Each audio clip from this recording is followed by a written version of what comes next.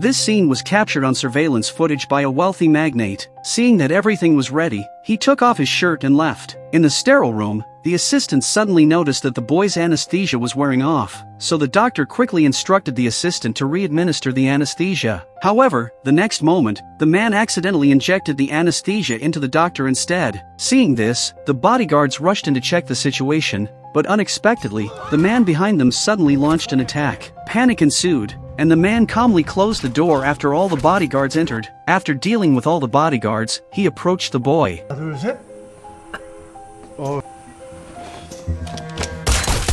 It turned out that not long ago, the assassin known as the nobleman had been monitoring his target, Marco. As his investigation deepened, he discovered that Marco, despite his seemingly simple demeanor, was actually an underground boxer. After learning that Marco was going to South Korea to find his father, the nobleman had been quietly following him. Looking at Marco in front of him, the nobleman couldn't help but smile when he saw Marco looking at him warily. 나 누구냐고? 친구.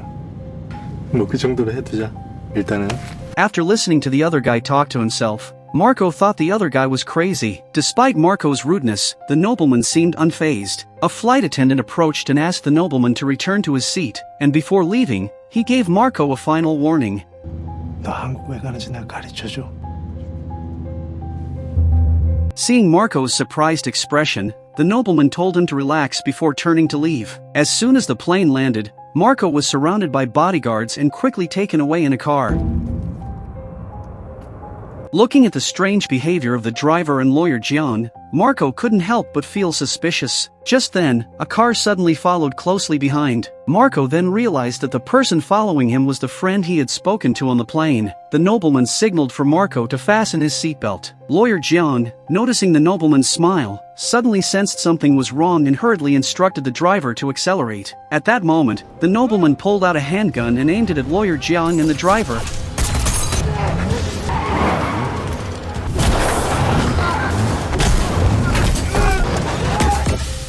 After regaining consciousness and crawling out of the car, Marco found the nobleman standing right in front of him. The nobleman casually picked up a gun and pointed it at Marco, scaring him. Seeing Marco looking around nervously, the nobleman quickly understood his intentions. Marco wanted to know why this man had been following him. In response to Marco's question, the nobleman answered him. 비행기에서 내가 그랬잖아. 너 여기 죽으러 온 거라고. 죽으러 가는 거야. When Marco turned to run, the nobleman quickly fired to block him. Marco kept running but could never shake off the nobleman.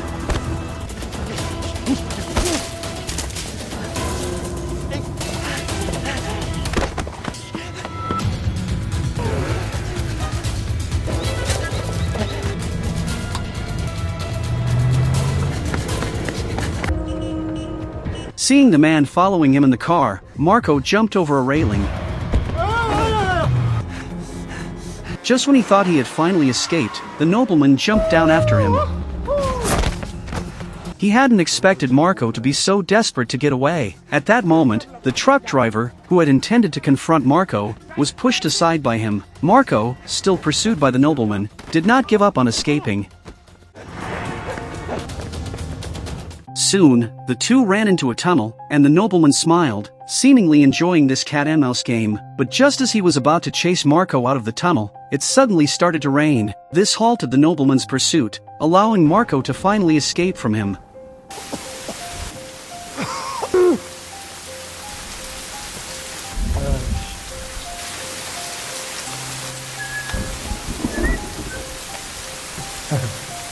Just as he was about to call for help, the nobleman unexpectedly chased after him. Seeing this situation, Marco had no choice but to continue running. Fortunately, he managed to get into a narrow alley, and nobleman's car was unable to move because of the narrow alley.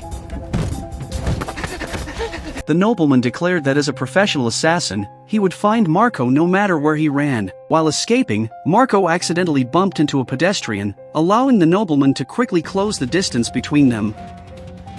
At this point, Marco was exhausted, and the nobleman reappeared beside him. When Marco tried to escape again, he was intercepted by the nobleman. The nobleman then raised his gun, warning Marco not to run anymore. When the nobleman relaxed his guard, Marco threw a punch at him.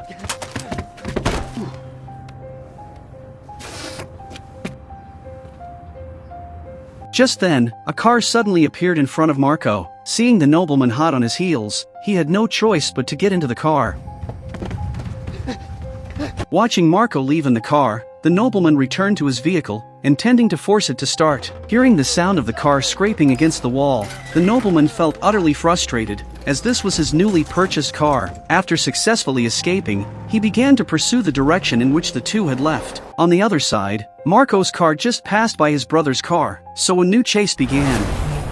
At this point, the nobleman quickly caught up. The woman, using her exceptional driving skills, managed to shake off the pursuing vehicles. Director Han watched the scene and urged the driver to catch up with them quickly. Just then, the nobleman finally caught up, waving at Marco as he did.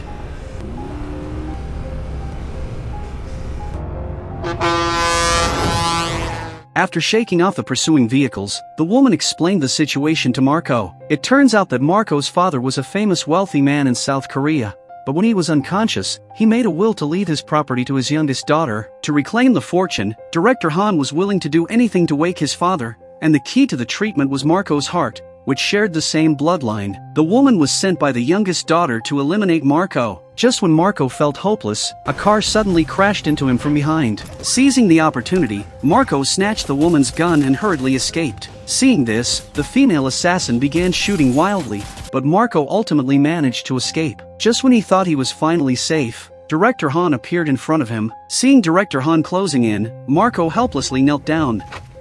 Meanwhile, the nobleman began to confront the female assassin. She quickly realized she was no match for him. Director Han brought Marco before his father, and at this point, he no longer needed to hide anything. He then instructed his subordinates to prepare for the transplant surgery, which would take several hours.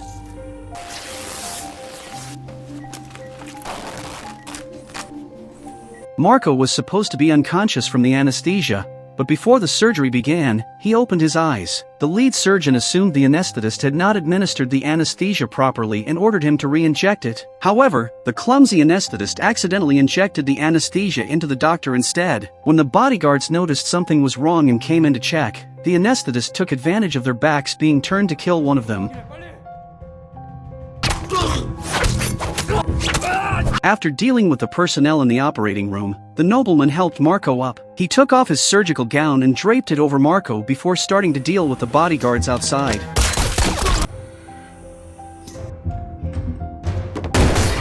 Meanwhile, Director Han, just out of the shower, was furious after watching the surveillance footage. This was Marco's first time meeting his father, yet he was not happy. Marco was on the verge of a breakdown, questioning how his father could let his child die for his own life. The nobleman, seeing Marco in pain, stated that they didn't have much time and needed to leave quickly. At the same time, Director Han had surrounded the operating room with bodyguards. Ignoring the commotion outside, the nobleman reassured Marco that he had a way out. The next moment, the nobleman used Marco as a hostage and boldly walked out. Director Han offered to pay $5 million for Marco, but the nobleman insisted on $10 million. As the two sides faced off, Gaeung quietly raised her gun, aiming at the hostage Marco. The nobleman quickly pulled Marco back into the operating room, engaging in a fierce standoff with the bodyguards outside. The operating room was riddled with bullets, and Director Han ordered his men to cease fire. Nobleman also realized that he was injured and cried out in pain. The father on the operating table was hit by a bullet and was in critical condition. The entire operating room was under surveillance, and Director Han was aware of the situation inside. Thus, the nobleman once again used Marco as a hostage, demanding $10 million from Director Han. Once the money was transferred, he handed Marco over. As he watched Marco being taken away, he stopped him and told him that he would be fine tonight. Nobleman told Marco not to worry. Before leaving, the nobleman mocked Director Han, prompting him to order his men to stop him. Director Han stated that letting him leave would be embarrassing, but the nobleman warned that life was more important than pride. However, Director Han did not care about that. 봐봐! 뭐? 봐봐, 응악!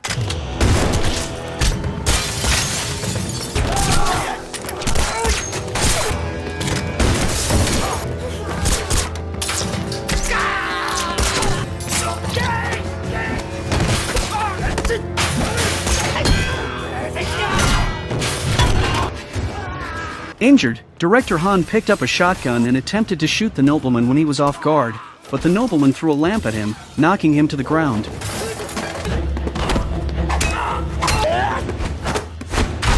When Director Han tried to launch another surprise attack, he was countered by the nobleman.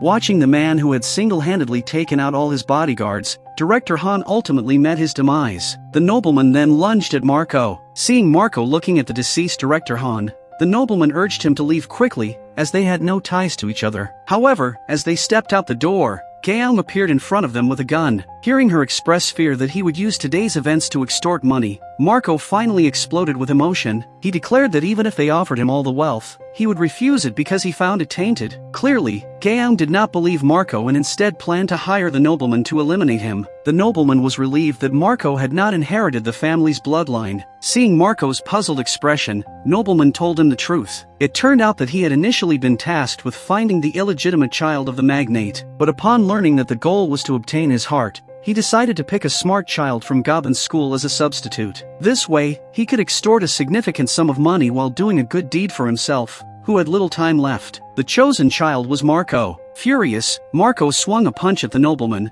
but he caught it. Then the nobleman revealed that he was also from Gobin. At that moment, the nobleman began to cough repeatedly. And when Marco saw the blood on the handkerchief, he silently looked at him. Thus, the two limped away from the scene, and Gaeum gave up on pursuing Marco. Nobleman used $10 million to rebuild the school for Gabino's children, and Marco's mother had a successful operation. In order to see Marco one last time, the nobleman used the excuse of helping Marco find his father to come back. However, this time he was met with Marco's rejection. Seeing the coughing nobleman in front of him, Marco felt a bit worried. The nobleman reassured him that he had obtained medication from a renowned doctor to alleviate his condition. In the end, the nobleman listened to Marco's advice and went to find a legitimate doctor for a checkup. As a result, the other party told him that it was a normal phenomenon caused by quitting cigarettes and was not a disease. The so-called medication he had obtained from the renowned doctor turned out to be nothing more than ordinary vitamins.